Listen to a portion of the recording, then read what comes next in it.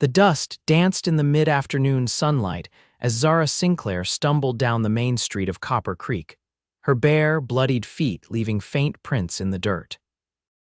The year was 1878, and the small Wyoming town had never seen a woman quite like her defiant eyes beneath a tangle of copper-red hair, a torn dress that had once been fine, and not a shoe to her name. She'd walked for miles after the stagecoach driver had tossed her trunk into the dust and left her stranded when she couldn't pay the extra fee he'd suddenly demanded. "Ain't that a sight?" called a man lounging outside the saloon. "City girl thinks she's too good for boots." Laughter rippled through the gathering crowd as Zara forced herself to keep walking, chin held high despite the tears threatening to spill. She'd left everything behind in Boston, her family's disgrace, the broken engagement, the whispers that followed her name, only to arrive in this dusty corner of nowhere with nothing but a trunk of books and clothes too fancy for frontier life. "Looks like she's too delicate for our Wyoming dirt." Another voice jeered, followed by more cruel laughter. Zara gripped her trunk handle tighter, her knuckles white with strain. She wouldn't give them the satisfaction of seeing her break. Even as a sharp stone cut into her already tender soul, she kept her face impassive, though each step was agony. "That's enough." The deep voice cut through the mockery like a knife. The crowd parted as Owen Sutherland stepped forward, his tall frame casting a long shadow across the street. Everyone in Copper Creek knew the rancher. His name carried weight, his presence commanded respect. His dark Stetson shaded eyes that missed nothing, and right now those eyes were cold with disapproval as they swept across the gathered townsfolk. Without a word, Owen leaned against a hitching post and pulled off his well-worn leather boots. His movements were unhurried, deliberate. The crowd fell silent, watching in confusion as he set the boots aside and stepped into the street in his stocking feet. "Madam," he said, tipping his hat to Zara, "seems to me these folks forgot their manners. Would you allow me to walk with you to wherever you're headed?" Zara stared at him, bewildered by this unexpected act of kindness. Her gaze dropped to his sock-covered feet, then back to his face weathered by sun and wind, but handsome in a rugged way that Boston men could never achieve. "Why would you do that?" she whispered, her voice catching. "Because a gentleman doesn't let a lady suffer alone," he replied simply, then gestured toward her trunk. "May I?" Before she could answer, he'd taken the burden from her hand, lifting it as if it weighed nothing at all. Then, to the astonishment of everyone watching, he fell into step beside her, his stocking feet collecting the same dust that coated her bare ones. The mocking voices fell silent. Some turned away in shame. Others watched in stunned silence as the unlikely pair made their way down the street, the barefoot newcomer and the respected rancher who'd chosen to walk in her shoes, so to speak. "I'm Owen Sutherland," he said quietly as they walked. "My ranch is just outside town, and you are?" "Zara Sinclair," she replied, still not quite believing what was happening. "I've come to take the teaching position at the schoolhouse." A slight smile touched his lips. "Well, Miss Sinclair, welcome to Copper Creek. Not everyone here is as unkind as what you've seen today." As they continued down the street, Zara felt something she hadn't experienced in a long time, the warm glow of dignity restored. And though she didn't know it yet, this walk would be the first of many she would share with the man beside her. The schoolhouse stood at the edge of town, a simple wooden structure with a small bell tower. Beside it was a modest cabin that served as the teachers' quarters. As they approached, Zara noticed the fresh paint on the door, the neatly swept porch, and the vase of wildflowers visible through the window. "Mrs. Patterson from the general store readied it for you," Owen explained, following her gaze. "She serves on the school board and was mighty pleased when they received your credentials from back east." "It looks welcoming," Zara said softly, touched by the small gesture of the flowers. Owen set her trunk down on the porch and reached into his pocket, producing a key. "Mrs. Patterson asked me to give this to you if I saw you arrive. Seems fate had its way today." As he handed her the key, their fingers brushed, and Zara felt a peculiar flutter in her chest. This close, she could see the flecks of gold in his hazel eyes, the way the corners crinkled slightly as he smiled. "Thank you, Mr. Sutherland, for everything," he shook his head. Owen, please, and there's no need for thanks, those folks back there. He looked toward town, his expression hardening momentarily. They should know better. You embarrassed yourself for a stranger, Zara pointed out, walking in your socks in the middle of town. A genuine laugh escaped him, warm and rich. Miss Sinclair, I've done far more embarrassing things than walk without my boots. Besides, his eyes softened, sometimes a man needs to stand up for what's right, even if it means looking a fool. A comfortable silence fell between them, broken only by the distant sounds of town life and the gentle whisper of prairie grass in the breeze. You're hurt, Owen said suddenly, gesturing to her feet where small bloodstains had seeped through the dust.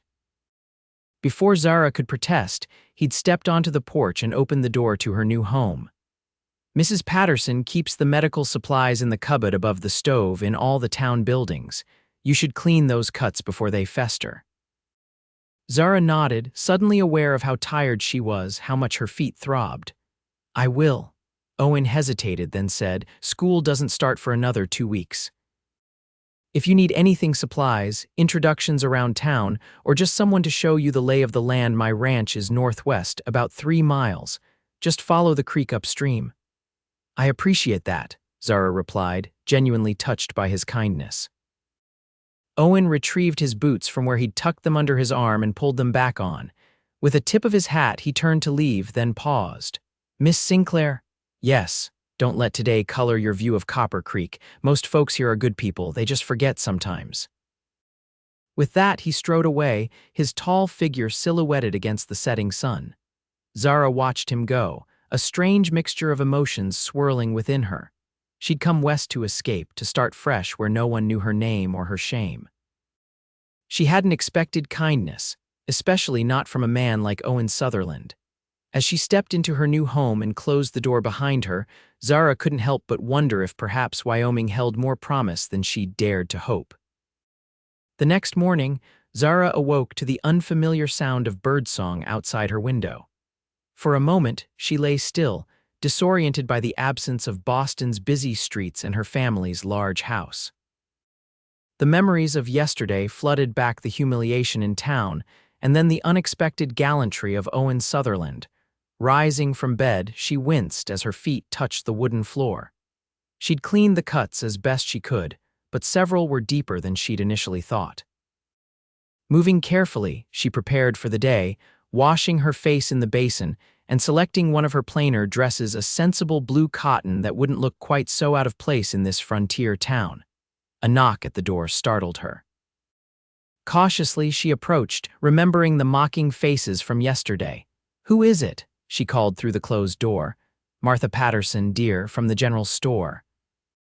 Zara opened the door to find a plump, pleasant-faced woman of about 50, her gray-streaked hair pulled back in a practical bun. In her arms, she carried a basket covered with a checkered cloth. I thought you might need some breakfast, Martha said, bustling past Zara into the small cabin. And I brought you these. She set the basket down and pulled out a pair of sturdy leather boots.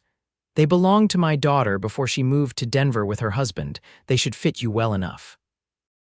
Mrs. Patterson, that's very kind, but I couldn't possibly— Nonsense, Martha interrupted, waving away Zara's protest. A schoolteacher needs proper footwear, and please call me Martha. As Martha unpacked fresh bread, preserves, and hard-boiled eggs from her basket, she chatted comfortably about the town, the school, and the families whose children would soon be Zara's pupils. I must say you caused quite a stir yesterday, Martha remarked, pouring tea into 2 cups she'd found in the cupboard. Owen Sutherland walking in his socks through town. I haven't seen anything like it since the Wallace twins rode their horses backward through the 4th of July parade. Zara felt her cheeks warm. He was very kind. I didn't expect anyone to stand up for me like that. Martha's eyes twinkled. Owen's always been one to do the unexpected. His father was the same way, backbone of steel beneath all that quiet dignity. She passed Zara a cup of tea. He's a good man, that one. Runs the most prosperous ranch in the county and still finds time to help build the new church and donate books to our little school. He mentioned he lives about 3 miles from town, Zara asked, trying to sound casual. Sutherland Ranch, Martha nodded. Beautiful place, started with nothing but has built it into something special. Her expression softened. Lost his wife in childbirth 5 years back, the baby too. Some thought he might not recover from it, but Owen's not one to break, just got quieter, worked harder. Zara's heart constricted at this revelation. How terrible, she murmured, thinking of the kindness in those hazel eyes despite such tragedy. Indeed. Martha sipped her tea thoughtfully. He keeps to himself mostly now, though he's always there when the town needs him. She fixed Zara with a knowing look. Which is why yesterday was such a surprise. Owen doesn't usually involve himself in town squabbles. After Martha left, promising to return the following day to help Zara prepare the schoolhouse, Zara tried on the boots. They fit well enough, though they'd need some breaking in. She spent the morning organizing her meager possessions, arranging her books on the small shelf in the main room, and making lists of supplies she would need. By midday, she felt restless. The schoolhouse needed inspection, and she wanted to familiarize herself with its layout and resources before classes began. Lacing up her new boots, she stepped outside. The schoolhouse was larger than it had appeared yesterday, with rows of benches facing a teacher's desk on a small raised platform. A blackboard covered most of the front wall, and bookshelves lined the back. The windows were clean, allowing sunlight to stream across the wooden floor. It was modest, but well-maintained, a far cry from the prestigious girls' academy where she'd taught in Boston. As she explored, Zara's mind drifted to her former life. The daughter of a respected doctor, she'd been raised with every advantage, educated at the finest schools. She'd been engaged to William Thornton, the son of her father's colleague, a match approved by both families. Then came the scandal, her father accused of improper conduct with a patient, stripped of his medical license, their family name tarnished beyond repair. William had broken their engagement immediately, unwilling to tie himself to disgrace. With her father broken by shame and her mother retreating into illness, Zara had been forced to find work. Teaching had been her salvation, but even that became impossible as whispers followed her through Boston's tight social circles. When she'd seen the advertisement for a teacher needed in Wyoming territory, it had seemed like Providence, a chance to start anew where no one knew the Sinclair name or its fallen status. Lost in these thoughts, Zara didn't hear the approaching footsteps until a shadow fell across the doorway. "Miss Sinclair," she turned to find Owen Sutherland standing there, hat in hand, looking somewhat uncertain, a contrast to his confident demeanor of yesterday. "Mr. Sutherland," she said, surprised. "Owen," she corrected herself, remembering his request. "I hope I'm not intruding," he said, remaining in the doorway as if unsure of his welcome. "I was in town on business and thought I'd check if you were settling in all right." "That's very kind," Zara replied, genuinely touched by his thoughtfulness. "Please come in." He stepped inside, his tall frame making the schoolroom seem smaller somehow. In his arms, she noticed he carried a package wrapped in brown paper. "I see Mrs. Patterson found you," he said, nodding toward her boots. "Yes, she was very generous." Zara smiled. "She told me quite a bit about the town and about you." A flush crept up his neck, visible above his collar. "Nothing too damning, I hope." "Quite the contrary. She speaks very highly of you." Owen cleared his throat, seemingly uncomfortable with the praise. He held out the package. "I brought you something. For the school." Curious, Zara unwrapped the paper to find several books, a comprehensive atlas, a volume of world history, and a collection of Shakespeare's works. "These are wonderful," she breathed, running her fingers over the leather bindings. "The children will benefit greatly from them." "They were my wife's," Owen said quietly. "She was a great reader, always said books were windows to places she'd never see." The personal nature of the gift struck Zara deeply. "I'm honored you would share something so precious." Their eyes met, and for a moment neither spoke. There was something in his gaze, a mixture of sadness and something warmer, something that made Zara's heart beat a little faster. "I should go," Owen said finally, breaking the silence. "I've got cattle to tend to." "Of course," Zara nodded, suddenly aware of how improper it might look for them to be alone together in the schoolhouse. Her reputation was fragile enough already. At the door, Owen turned back. "There's a social at the church this Sunday after services." Might be a good way for you to meet the rest of the town under better circumstances." "I'll consider it," Zara replied, though the thought of facing those who had mocked her made her stomach tighten. "I'll be there," he added, as if sensing her hesitation. "Save me a dance." Before she could respond, he'd settled his hat back on his head and was gone, leaving Zara staring after him, the books clutched to her chest and a strange, fluttering sensation beneath her ribs. Sunday arrived clear and bright, the September sky a brilliant blue above Copper Creek. Zara stood before the small mirror in her cabin, adjusting the collar of her best dress, a modest lavender cotton with tiny pearl buttons down the front. She'd spent the past few days organizing the schoolhouse, reviewing the previous teacher's notes, and avoiding town as much as possible. The boots Martha had given her were beginning to feel more comfortable, though she still moved carefully to protect her healing feet. The church bell rang in the distance, calling the faithful to worship. Taking a deep breath, Zara picked up her small Bible and headed out, determined to face the town with dignity.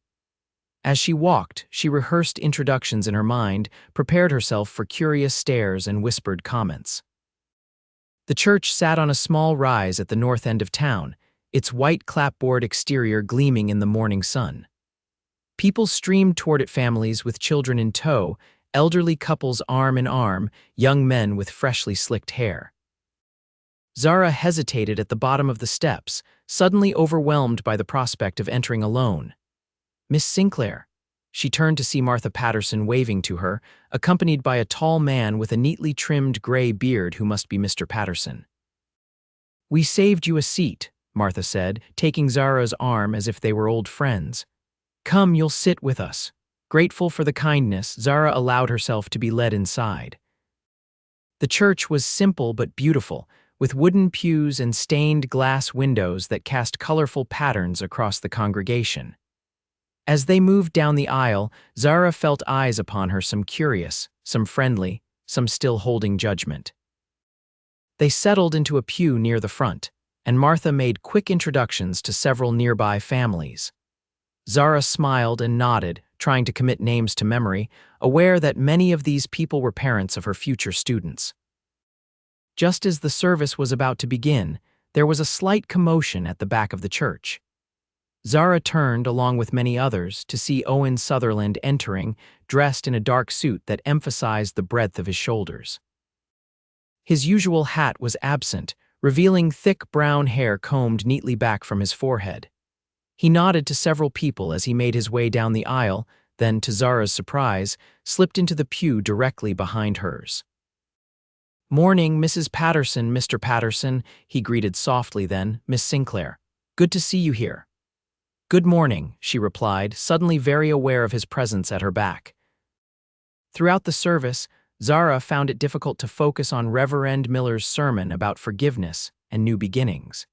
She could feel Owen's presence behind her, occasionally catching the faint scent of soap and leather when he shifted in his seat. When they stood to sing hymns, his deep voice joined the congregation, the sound seeming to resonate through her. After the final prayer, the congregation filed out into the churchyard, where tables had been set up for the social. Women unveiled dishes of fried chicken, potato salad, and baked goods, while men set up a small area for dancing, complete with a fiddler and a man with a banjo. Martha immediately introduced Zara to more townspeople, including several of her future pupils who regarded their new teacher with shy curiosity. To Zara's relief, many were welcoming, expressing enthusiasm about having a teacher with Eastern education. A few, however, remained coolly polite, their eyes holding memories of her barefoot arrival. "Don't mind the widow Jenkins," Martha whispered after one particularly frosty introduction. "She wanted her niece to get the teaching position. She'll warm up eventually." As the afternoon progressed, Zara began to relax.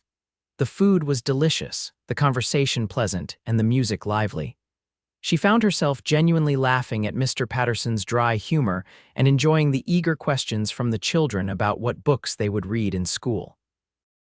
She was helping serve lemonade when she felt a presence beside her. Owen Sutherland stood there, looking somewhat out of place among the social niceties, but determined nonetheless. "I believe you promised me a dance, Miss Sinclair," he said, his voice pitched low enough that only she could hear.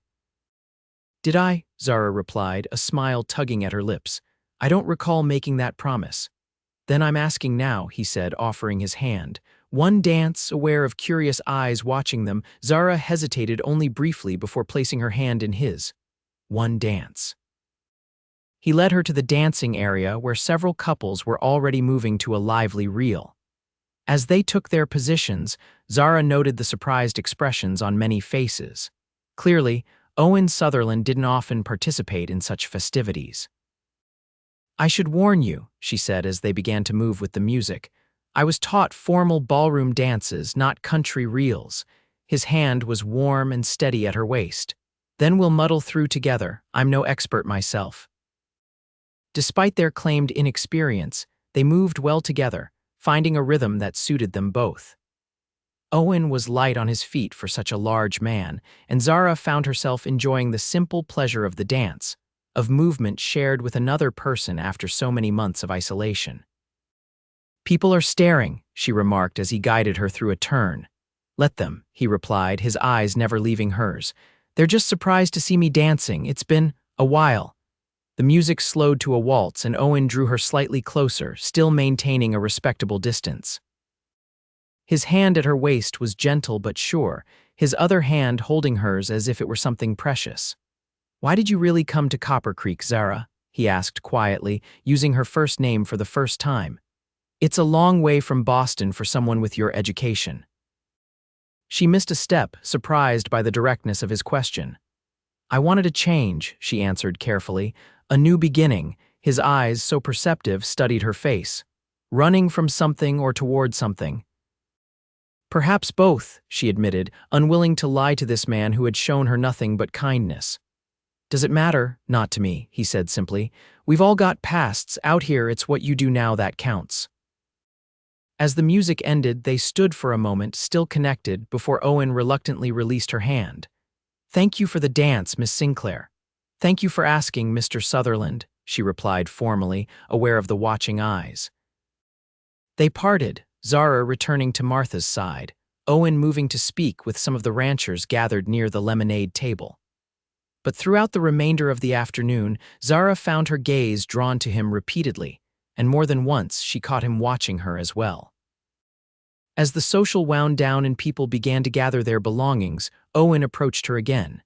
May I walk you home? He asked, his hat once more in his hands. Before Zara could answer, Martha appeared at her side. Owen Sutherland, are you trying to start gossip? She asked, though her tone was good-natured. Miss Sinclair is coming to dinner with us, and Henry will see her safely home afterward. Owen nodded, accepting the gentle rebuff with grace. Another time, perhaps, he said to Zara, his eyes conveying something his words could not. I'd like that, she replied softly. As she walked away with the Pattersons, Zara felt a curious mixture of disappointment and relief. Owen Sutherland intrigued her, drew her in a way no man had since before her father's disgrace. But she had come to Copper Creek to rebuild her life, to establish herself as a respected teacher. Becoming the subject of gossip because of a handsome rancher's attention was not part of that plan.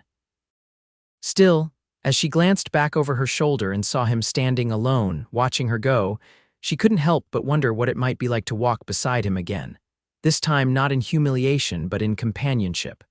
The following 2 weeks passed in a flurry of preparation. Zara threw herself into readying the schoolhouse, organizing lessons, and meeting with parents of her future students. Word of her Eastern education had spread, and despite initial skepticism, many in town seemed eager to have their children learn from someone with her background. Martha Patterson proved an invaluable friend, introducing Zara to families, helping her understand the town's dynamics, and ensuring she had everything she needed for both the school and her personal comfort. Through Martha, Zara learned more about Copper Creek's history, how it had grown from a simple mining camp to a small but thriving community with aspirations of becoming something greater. Owen Sutherland remained a persistent presence in her thoughts, though their paths crossed only occasionally. Once, she saw him loading supplies at the general store and they exchanged brief pleasantries. Another time, he rode past the schoolhouse while she was sweeping the porch, tipping his hat to her with a smile that lingered in her mind long after he'd disappeared down the road. Martha, observant as ever, noticed Zara's interest.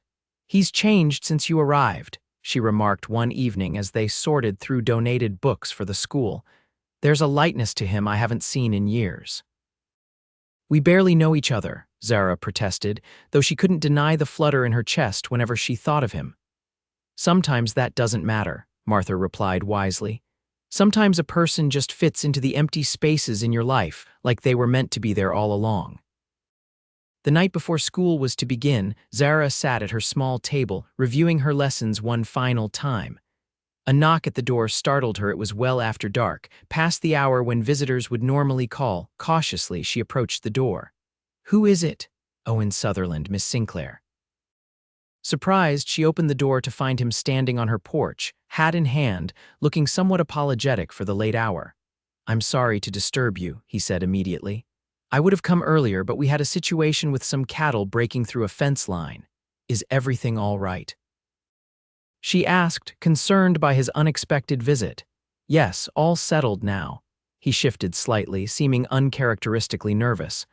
"I know tomorrow's your first day of teaching, and I wanted to wish you luck and to bring you this." From behind his back, he produced a small wooden box, beautifully crafted with intricate carvings of wildflowers on the lid. "I made it," he explained as she took it from him. "For your desk at the school, thought you might need something to keep chalk and such." Zara ran her fingers over the smooth wood, touched beyond words by the thoughtfulness of the gift. "You made this yourself," he nodded, a hint of color touching his cheeks. "Woodworking helps pass the winter evenings." "It's beautiful," she said softly, meeting his eyes. "Thank you, Owen." They stood in silence for a moment, the night sounds of crickets and distant coyotes filling the air around them. Something shifted between them in that quiet moment, an acknowledgement of feelings growing beyond mere friendship.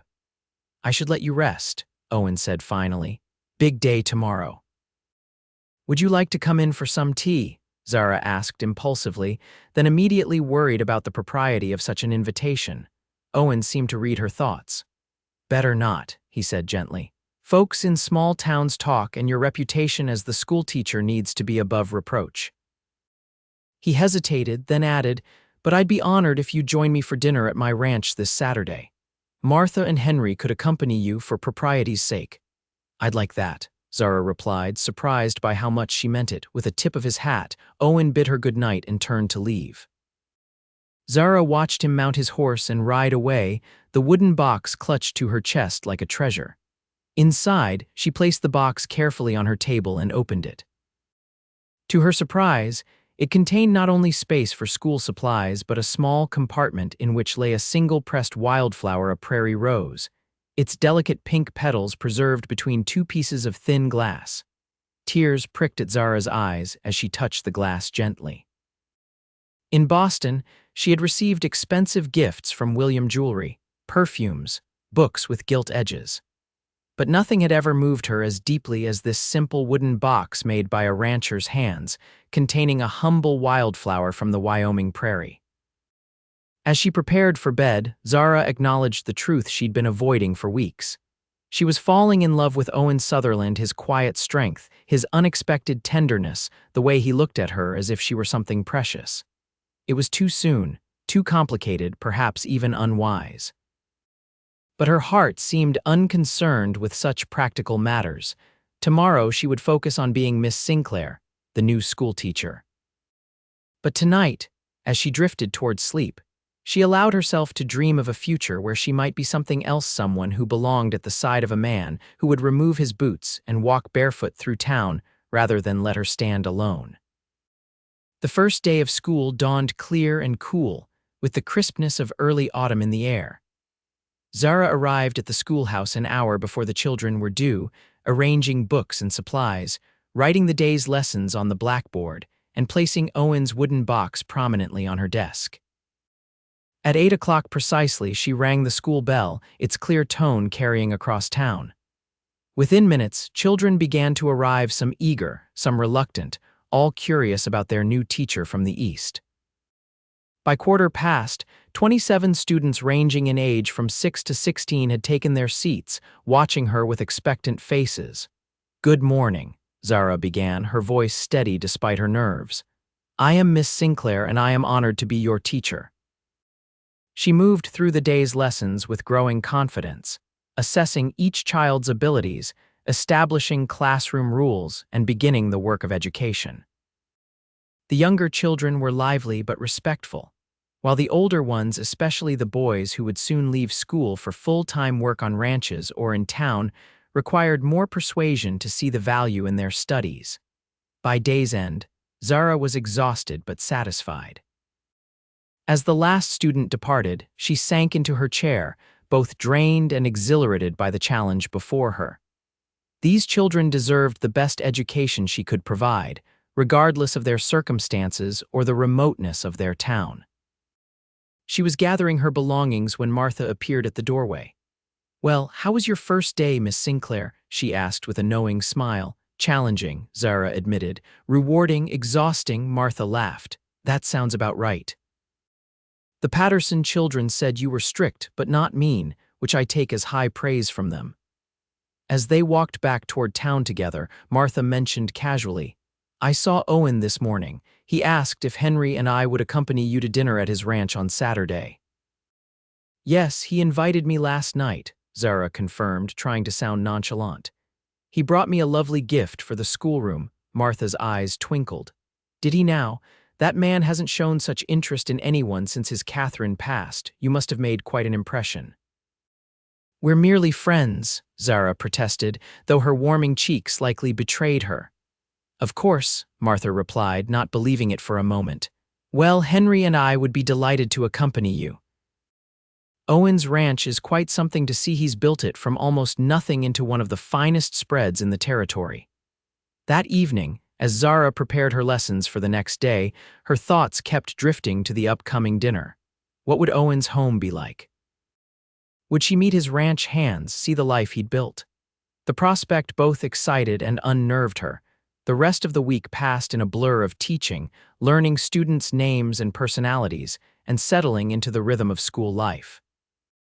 By Friday, Zara felt she had made significant progress. The children were responding well to her methods, and even the initially skeptical parents seemed pleased with their reports of what they were learning. Saturday arrived with Zara feeling unaccountably nervous. She chose her nicest day dress, a deep blue with a modest lace collar, and arranged her hair with special care. Martha and Henry collected her at 4 o'clock, their wagon freshly cleaned for the occasion. "Owen doesn't entertain much," Henry remarked as they traveled the road northwest of town. "Keeps to himself mostly, except for business." "He's a good man," Martha added. "Just carries his griefs close to his heart." The road followed Copper Creek upstream, winding through rolling hills that gradually gave way to lusher pastureland. After about 3 miles, they crested a rise, and the Sutherland ranch came into view below them. Zara's breath caught at the sight. A large, well-built log house stood proudly against a backdrop of pine-covered hills. Nearby were several outbuildings: a barn, bunkhouse, smokehouse, and corrals. Cattle grazed in fenced pastures that stretched toward distant mountains. It was beautiful, prosperous, and utterly different from anything in her Boston life. As they approached, Owen emerged from the house, dressed in clean trousers and a white shirt, his hair damp as if freshly washed. His face lit up at the sight of their wagon, and he hurried to help them down. "Welcome to Sutherland Ranch," he said, his eyes finding Zara's immediately. "I'm glad you could come." "Thank you for inviting us," she replied, suddenly shy under his warm gaze. He led them into the house, which surprised Zara with its comfortable elegance. The main room featured a large stone fireplace, well-crafted furniture, and bookshelves filled with volumes. Fresh-cut wildflowers sat in a vase on the dining table, which was set with what appeared to be the household's best china and linens. "Owen, this is lovely," Martha exclaimed, looking around appreciatively. "You've gone to great trouble." "Not so much," he demurred, though Zara suspected otherwise. "Mrs. Lopez helped with the preparations." As if summoned by her name, an older Mexican woman appeared from the kitchen, wiping her hands on an apron. "The dinner is ready, Senor Owen," she announced, her eyes curiously assessing Zara. "Thank you, Elena," Owen replied. This is Miss Sinclair, our new schoolteacher, and you know the Pattersons. Alina nodded politely to them all, but Zara didn't miss the speculative glance she gave Owen before returning to the kitchen. Dinner was a revelation tender roast beef, vegetables from Owen's garden, fresh bread still warm from the oven, and apple pie for dessert. The conversation flowed easily, with Henry and Owen discussing cattle prices and ranch matters while Martha drew Zara into sharing stories of her first week of teaching. After the meal, Alina refused their offers to help clear the table. "You show Miss Sinclair the ranch, Senor Owen," she insisted. "It is too beautiful an evening to stay inside." Taking this broad hint, Owen suggested a walk to see the property before the sun set. Martha and Henry exchanged a knowing look but agreed readily, with Martha declaring she wanted to ask Alina about her bread recipe anyway. Outside, the late afternoon light bathed everything in golden hues. Owen led Zara away from the house toward a small rise overlooking the property. "Your home is beautiful," Zara said as they walked side by side. "You've built something remarkable here." "It wasn't always like this," he replied, his voice reflective. "When I came here 12 years ago, there was nothing but a broken-down cabin and overgrazed land that nobody wanted. Took a lot of work to make it what it is now." "Why here?" she asked, curious about what had brought him to this remote place. Owen was quiet for a moment, considering. "I was running, I suppose, like you." When she looked at him in surprise, he smiled gently. "We recognize our own kind, Zara." They reached the top of the rise, where a single cottonwood tree provided shade. The view was spectacular rolling grasslands, the creek winding its way through the property, mountains purple in the distance. "I was a lawyer in St. Louis," Owen said unexpectedly. "My father's firm." The respectable son following the respectable path, but I was suffocating there, living someone else's life. He looked out over his land. "I came west on a case, saw this country, and something in me just knew this was where I belonged." "Your family must have been shocked," Zara remarked, thinking of how her own parents would have reacted to such a decision. "My father didn't speak to me for 2 years," Owen confirmed with a wry smile. "But eventually he came to visit, saw what I was building, and understood." His expression softened. "He was here when I married Catherine, gave us his blessing." The mention of his wife brought a momentary shadow to his face, but it passed quickly. "What about you, Zara? What were you running from in Boston?"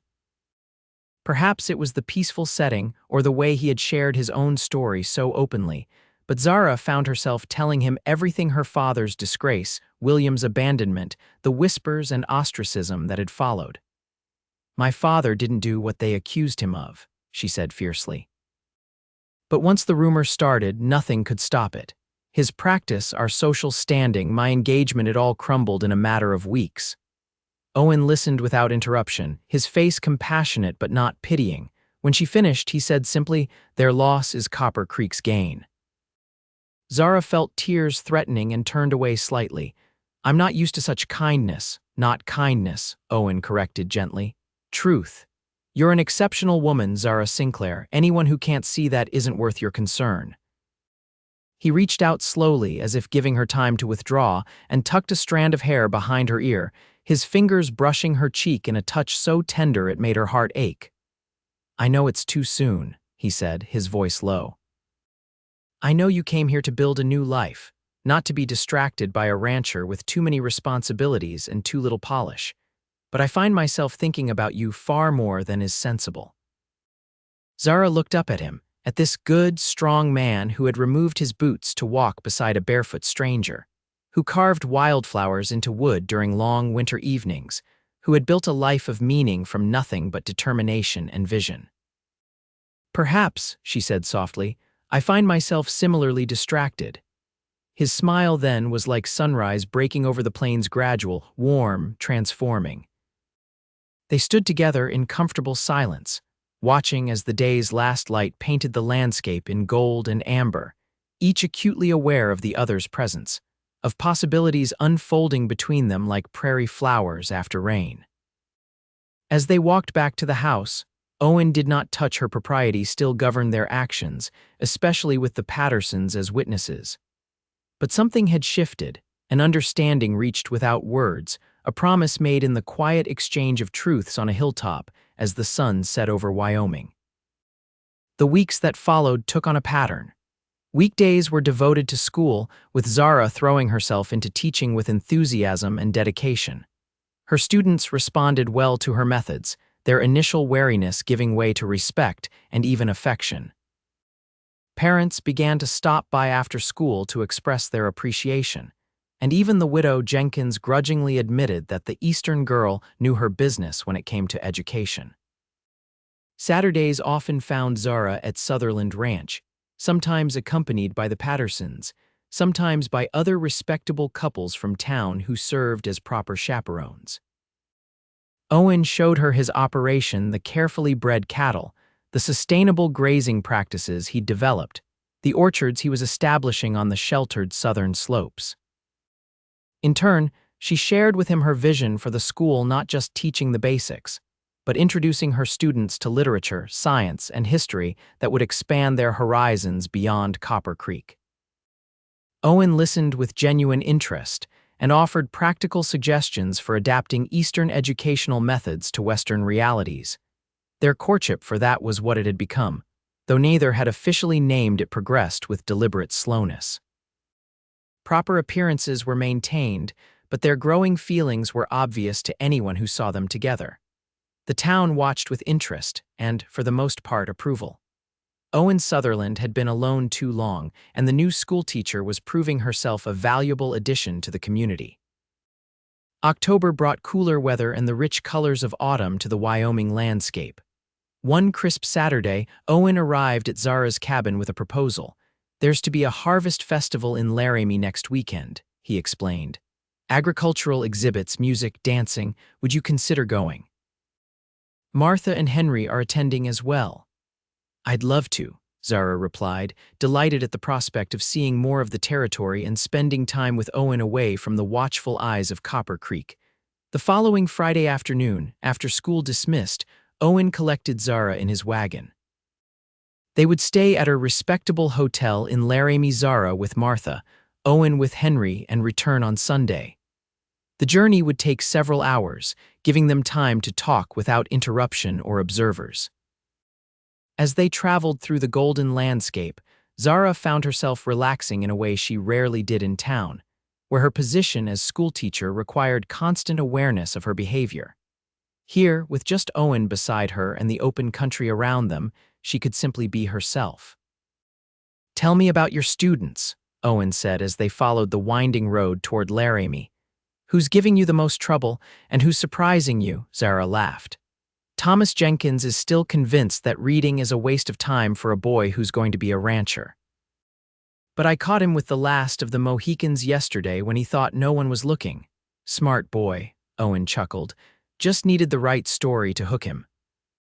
They discussed each of her pupils, Billy Thompson's talent for mathematics, little Sarah Anderson's beautiful penmanship, the Walker twins' mischievous but good-hearted antics. Owen knew each child either directly or through their parents and offered insights that helped Zara understand their backgrounds and needs better. "You'd have made a good teacher yourself," she observed. Owen shook his head. "I don't have the patience you do." "But I do believe in what you're doing, Zara. These children deserve more than just learning to read and cipher. They deserve to know there's a whole world beyond these plains, even if they never leave Wyoming, especially then," he affirmed. "A person can live their whole life in one place but still have an expansive mind and heart." They fell into comfortable silence, the only sounds the creaking of the wagon and the steady clip-clop of the horses' hooves. After a while, Owen said, "I've been meaning to ask, do you miss Boston?" "The culture, the society?" Zara considered the question seriously. "I miss certain things, the libraries, the concerts, some dear friends, but I don't miss the artifice of it all, the constant awareness of status and appearances." She looked out at the vast, open landscape. "There's an honesty here that I find freeing," Owen nodded, understanding. "The land doesn't care who your family is or what circles you move in. It only cares how you treat it, what you're willing to give to it." "Like the people," Zara added softly. Their eyes met briefly, acknowledgement passing between them of how far they had both come from their original paths, and how unexpectedly right this new direction felt. They reached Laramie by early evening, finding the town alive with visitors for the festival. Lanterns hung across the main street, and the sounds of music and laughter filled the air. After checking into their hotel and freshening up, they met the Pattersons for dinner at a restaurant that, while simple by Eastern standards, was clearly Laramie's finest establishment. The festival the next day was a delight. Agricultural displays showcased the territory's bounty, craftspeople demonstrated their skills, and competitions of all sorts entertained the crowds. Owen proudly pointed out cattle from his own breeding program that had been brought by a buyer, explaining to Zara the qualities that made them particularly suited to the Wyoming climate. In the afternoon, they attended a concert in the town square, a string quartet from Denver playing classical pieces that transported Zara momentarily back to concert halls in Boston. Owen, seated beside her, seemed equally appreciative of the music, his hand occasionally brushing against hers on the bench they shared. As evening approached, the festival transformed into a dance with lanterns glowing and a band playing lively tunes. Here in Laramie, where they were largely unknown, Owen felt free to dance with Zara for more than just one proper set. They moved together through waltzes and reels, their bodies finding natural harmony in motion as they had in conversation. During a pause between dances, they stepped away from the crowded dance floor to catch their breath. Owen led Zara to a quiet corner where a bench sat beneath a large oak tree, its leaves rustling gently in the evening breeze. "Are you enjoying yourself?" he asked, his eyes warm in the lantern light. "Very much," Zara replied truthfully. "It's been a wonderful day." Owen seemed to be gathering his thoughts, his expression growing more serious. "Zara, there's something I've been wanting to ask you." Her heart quickened at his tone. "Yes. I know it hasn't been very long, and I understand if you think it's too soon, but Owen Sutherland, is that you?" They turned to see a well-dressed couple approaching, the woman waving enthusiastically. Owen stood, his expression showing both surprise and pleasure. "Sarah, David." "What on earth are you doing in Laramie?" The woman embraced Owen warmly while her husband shook his hand. "We're on our way to San Francisco," she explained. "David's been offered a position with a shipping company there. We remembered you mentioning the Harvest Festival in your letters and thought we'd stop by on the chance you might be here." Owen turned to Zara, who had risen from the bench. "Zara, these are dear friends from St. Louis, Sarah and David Mitchell. Sarah's father was my mentor at the law firm." "Sarah, David, this is Miss Zara Sinclair, Copper Creek schoolteacher." Pleasantries were exchanged, and soon they were joined by the Pattersons. The conversation flowed easily, with the Mitchells sharing news from St. Louis and tales of their journey west. "We're staying at the Grand Hotel tonight," Sarah said. "Perhaps you could join us for breakfast tomorrow before we continue our journey." Plans were made, and as the evening progressed, Zara found herself genuinely enjoying the Mitchells' company. Sarah was vivacious and intelligent, while David had a dry wit that complemented his wife's energy. It was clear they thought highly of Owen, treating him with the easy affection of old friends. Later, as they walked back to their hotel, Zara said, "They're lovely people." "You must miss having friends like that nearby." Owen nodded thoughtfully. "I do sometimes. Sarah's father was like a second father to me after mine passed. They were disappointed when I left St. Louis, but understood it was what I needed." "What were you going to ask me?" Zara inquired, remembering their interrupted conversation. Before the Mitchells arrived, Owen hesitated, then shook his head slightly. "It can wait for another time, a better moment." Though curious, Zara didn't press him. Whatever he had been about to say, she sensed it was important, something that deserved the right setting, the right moment. That night, as she prepared for bed in the room she shared with Martha, Zara found herself wondering what life might have been like had she met Owen in different circumstances in Boston, perhaps, or St. Louis. Would they have recognized each other's worth in those more conventional settings?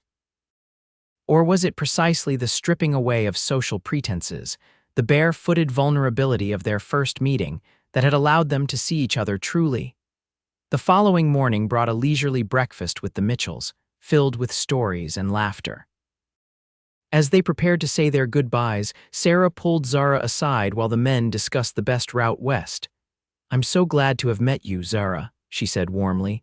"Owen's letters have mentioned you several times, but they didn't do you justice." "He writes about me?" Zara asked, surprised. Sarah smiled knowingly. "Oh yes, not directly perhaps, but I know Owen well enough to read between the lines. He seems happier than he's been in a very long time."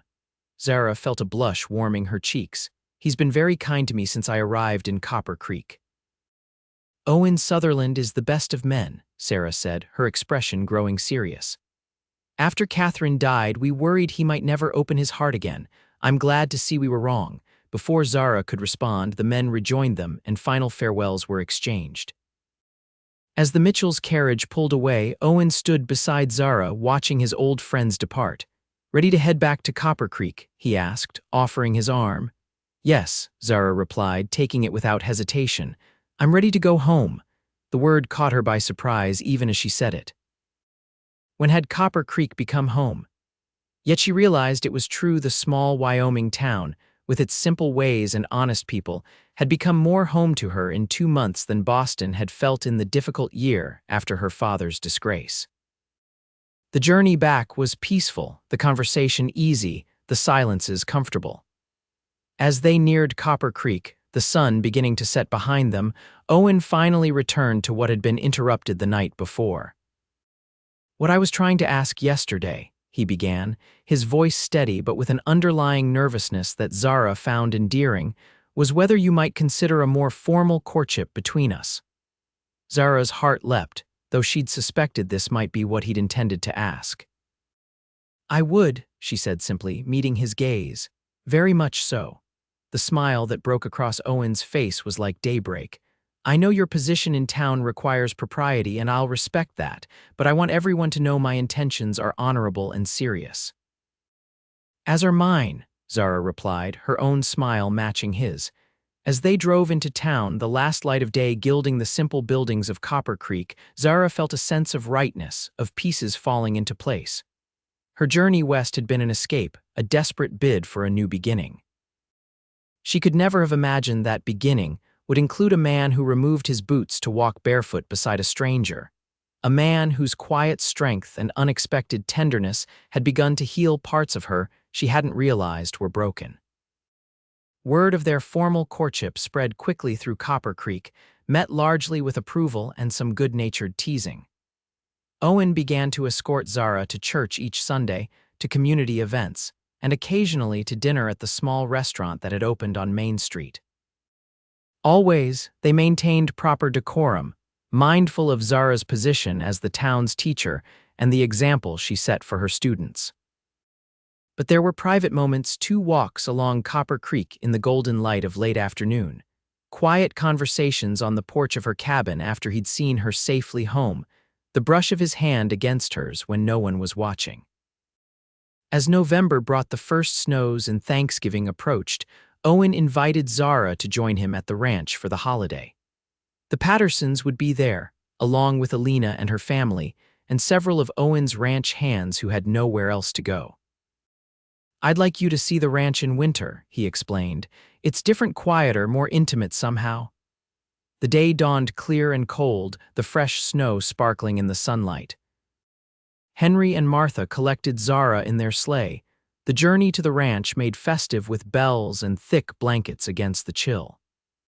Sutherland Ranch looked like something from a fairy tale, the log house with smoke curling from its chimney, pine trees dusted with snow, cattle gathered in sheltered pastures close to the barn.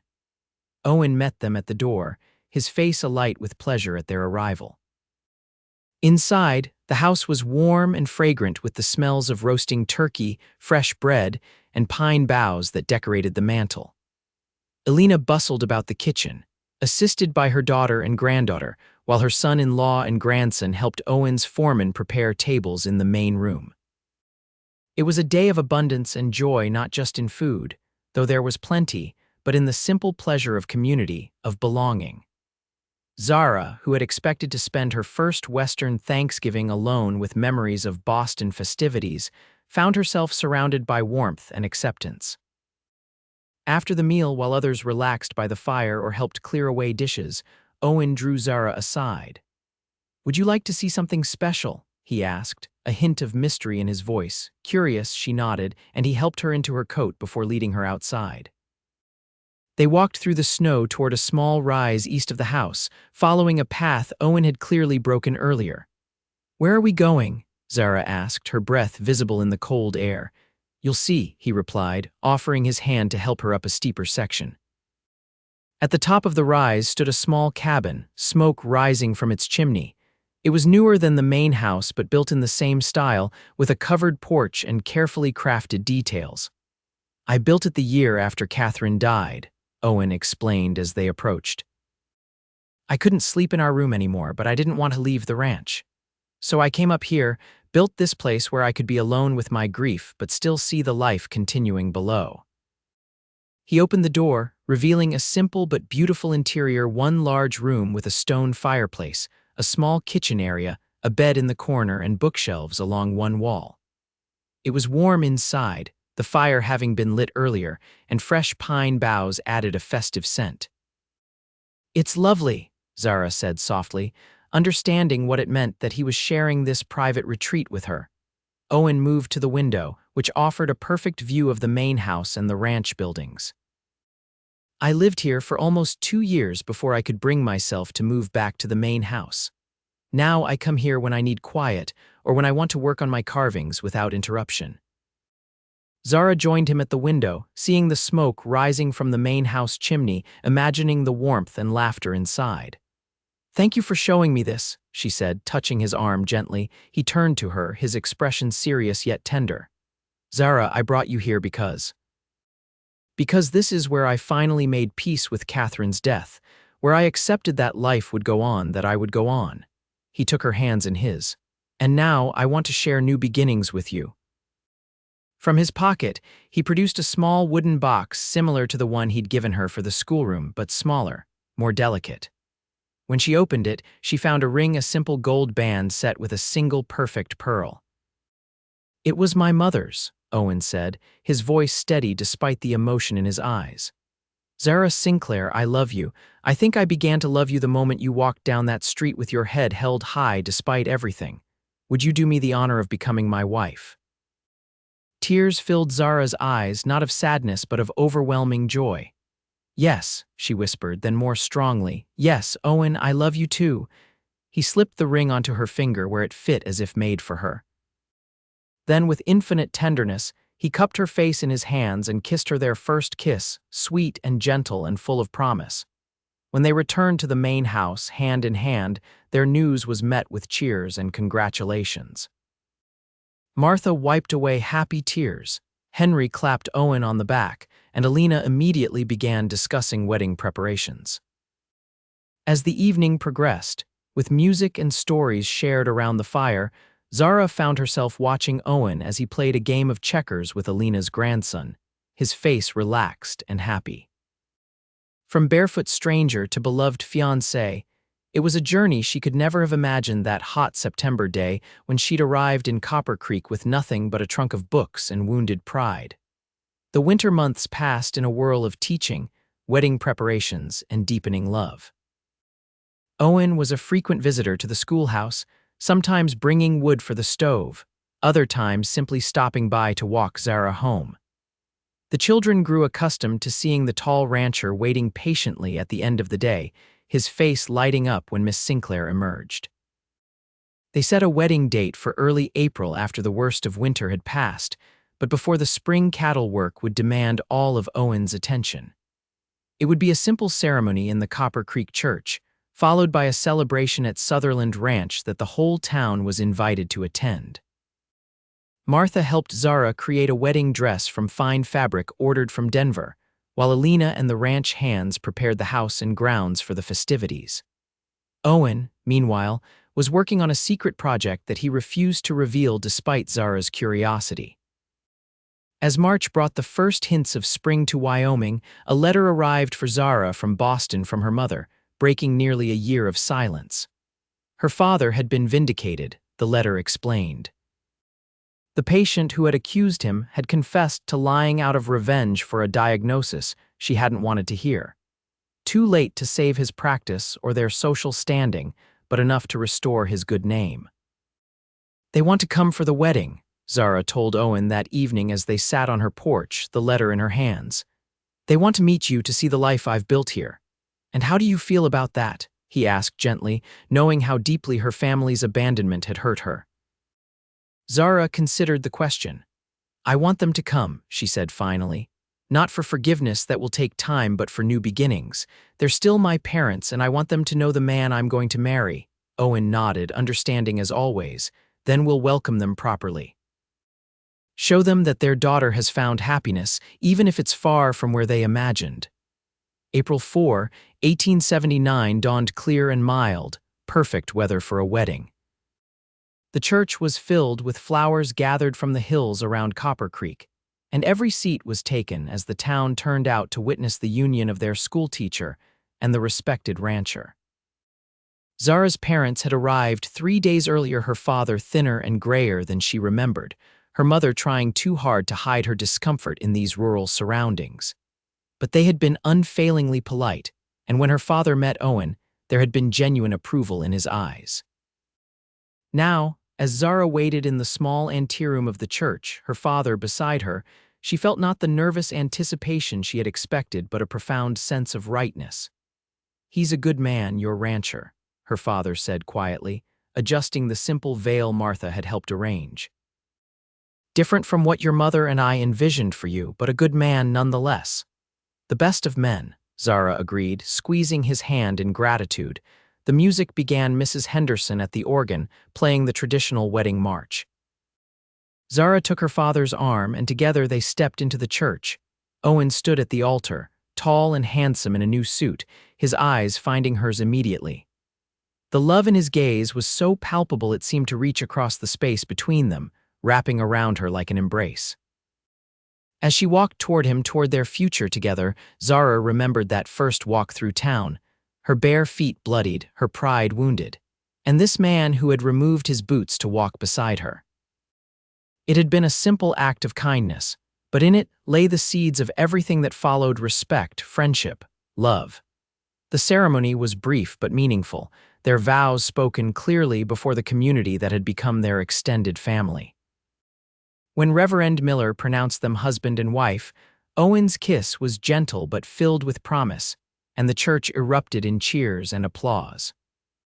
The celebration at Sutherland Ranch lasted well into the evening, with tables set up on the grass, lanterns hanging from trees, and a small band playing for dancing. Zara moved through the crowd, now Mrs. Owen Sutherland, accepting congratulations and well wishes, her hand rarely leaving her husband's. As twilight deepened, Owen led her away from the festivities toward the path that led to the small cabin on the rise. "I have something to show you," he said, his eyes twinkling with excitement. Inside the cabin, Zara gasped in surprise. It had been transformed, the single room now divided with beautiful wooden screens he had carved himself, creating a bedroom, sitting area, and small study. New curtains hung at the windows, a colorful quilt covered the bed, and bookshelves held not only Owen's books but hers as well. "This is your surprise," she asked, turning in a circle to take it all in. "But I thought we would live in the main house." "We will most of the time," Owen explained, watching her reaction with pleasure. "But I thought we might want a place that's just ours, especially at first, somewhere quiet, away from ranch hands and visitors and the business of running a cattle operation." He took her hands in his. "Do you like it?" "I love it," Zara replied truthfully, overwhelmed by the thought and care he had put into creating this space for them. "It's perfect." Later, after they had bid farewell to their guests and changed from their wedding finery, they returned to the cabin. As the moon rose over Sutherland Ranch, casting silver light across the new spring grass, Owen and Zara began their life together in the quiet sanctuary he had built first as a place of healing, and now as a place of new beginnings. Their marriage flourished through the changing seasons of Wyoming territory. Zara continued teaching, her school growing in reputation under her guidance. Owen's ranch prospered, his breeding programs and sustainable practices setting standards that other ranchers began to follow. The small cabin on the rise remained their special retreat, though they lived primarily in the main house, especially after their first child was born, a daughter they named Catherine Martha, in honor of Owen's first wife and the woman who had become like a mother to Zara in Copper Creek. Zara's parents returned to Boston but visited yearly, gradually coming to understand and appreciate the life their daughter had built in this place so different from their own.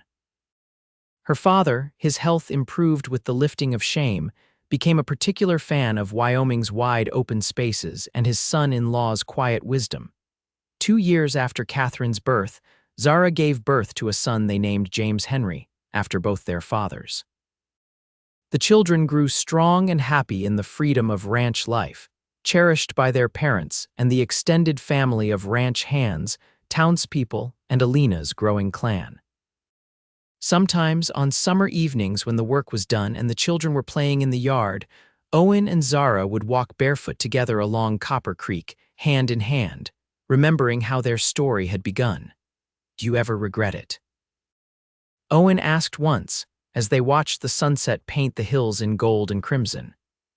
Leaving Boston, ending up in a dusty Wyoming town with no shoes and a broken heart, Zara looked up at him, this man who had taught her the true meaning of dignity, of standing beside someone when they needed it most. "Never," she said simply. "It was the beginning of everything that matters." And as they walked home together through the gathering dusk, the lights of Sutherland Ranch glowing welcome in the distance, Zara knew it was true. From that moment of humiliation and unexpected kindness had grown a life richer and more fulfilling than anything she could have imagined, a life built on respect, partnership, and a love that had begun with a simple act of walking barefoot through the dust of Copper Creek, side by side.